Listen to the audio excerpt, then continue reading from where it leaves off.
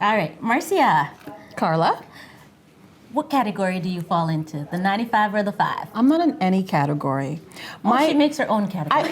And I think we have to. It's about living out loud and being our true, authentic selves. The problem with statistics and research, you don't know who is doing the research and what is the intent behind the research and the numbers. And those numbers don't always capture people's true feelings and don't represent everyone. Because sometimes people will lie. Sometimes people will say, I am confident about myself. Well, I won't lie. I will tell you, I fall into the 95%. I am totally okay with it. Fair enough. But for me, and we spoke with some of our colleagues earlier about growing up and their perceptions and what they dealt with, and if they were growing up in the Caribbean or from African countries. For me, I grew up here. So my parents are from South America, they're Guyanese. And I was born here in Canada, and in the 70s, I won't say what year, but I went to a predominantly white school. So I didn't see a lot of people that looked like me growing up. And I could remember vividly Head and Shoulders commercials and seeing people toss their hair and thinking, my hair doesn't move, why doesn't it do that? And my parents, what they instilled coming from the Caribbean, it wasn't beauty, but it was hard work and education. So even though they were nurturing to me, they didn't stress that you had to be beautiful. They stressed that you had to be better than, or twice as better than everyone else if you wanted to get ahead. So I did not have that support in terms of like, okay, well, I have these hips and I have this body, and I didn't see images of people that look like me, even though I had them in my family and I didn't have that support. So imagine growing up in the 70s and not having that community or people who look like you, and then you're going through like puberty, and then your body starts to blossom even more. You know, you talk about that. I remember when I first came to Canada in the late 80s, and I saw all these commercials, and all of a sudden, nobody had hair like mine. Just like what you said, the hair moves every time you move. And I remember what my siblings and we did. We used to put stockings on our head that moved, and then we would shake it so that way our hair would move. Just so that way we felt like we fit in. That's Karla, my tale. I put a towel and wrapped the towel at the back. This is in the house, though. I didn't leave the house like this. Obviously, I didn't leave the house with a stocking. And I was tossing it. But in all reality, and I mean, we talked about social media, the negative pieces about social media. We're living in such a smaller global world now that we see different images of ourselves. And I think that we need to be the gatekeepers of what we should accept and what we allow in, because spending more than 20 hours on social media is definitely not healthy. It's easy to say, but to live it is different. It's Of course. hard.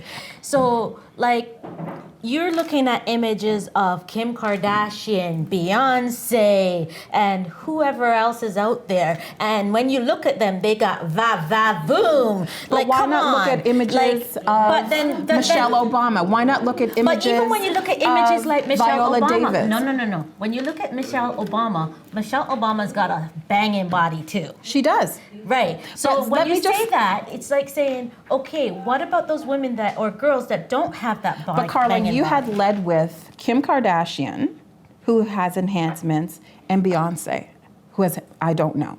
My point is, I don't know. Jay-Z, sorry. But my point is, why are we not looking at a different standard of level in terms of Viola Davis, who has beautiful, rich, dark-hued skin and natural hairs? Why are we not looking that as something to attain to or aspire to, or setting that as a standard? Let me think of an actress. What's her name? Oh my goodness. A thin line between love and hate, Angela Bassett. Okay. Older woman, beautiful woman. Mm-hmm. Even when you look at her, she is gorgeous. She's got it all too. I'm gonna switch it around. So when Serena Williams was winning and killing the tennis scene, has a banging body too. Let me finish, please. When she was killing the tennis scene, a lot of people did not consider her body as acceptable because she was muscular. Now, I remember my ex-boyfriend thought she was amazing looking, and she is. But a lot of people, society, mainstream society, didn't feel that because she was muscular, she had very little fat, and she was very shapely, that she wasn't considered attractive.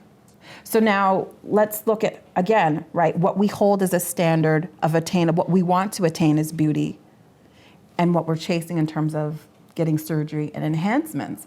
And I think it's important, not just the social media piece, because as I started to say, we're living in such a small world that we're able to see different things and we get different images that come and ingrained into us unconsciously. I think it's important that as service providers, as parents, as community workers, as advocates, that we present a positive body confidence and body image that reinforce positive messages to our clients, to the children, and even in the workplace. Everyday world, how do you do that It's about, when you have Julia Roberts, okay, Angelina Jolie? But you know what? How do So you again, do that? I'm going to interrupt you. So we have Karla Bailey here, who wears her hair natural. So we're talking about body confidence and body image. So coming into a workplace and seeing someone that is wearing a hijab, seeing someone with a natural short hair, seeing someone with darker complexion, seeing someone with braces, seeing someone who's shorter, that now it's saying, well, this is a safe space, and I'm okay to embrace other parts of me that I may not have been comfortable. So we don't always have to look outside. That's the problem. We always want to look outside, but usually the answer is within us, even within our own family. Someone had talked earlier about their mother, how she was gorgeous and an amazing individual. So we need to look within our circles and strengthen those circles. And of course it takes time. Repetitive behavior takes time to be ingrained in us. And this is what we need to do with body confidence if we want to be confident and love ourselves. And that's where it comes in. That's where it comes to. Encouraging everyone and helping others and yourselves to learn to love yourself. I'm Karla Bailey. Thank you for tuning in to another episode of At the Table.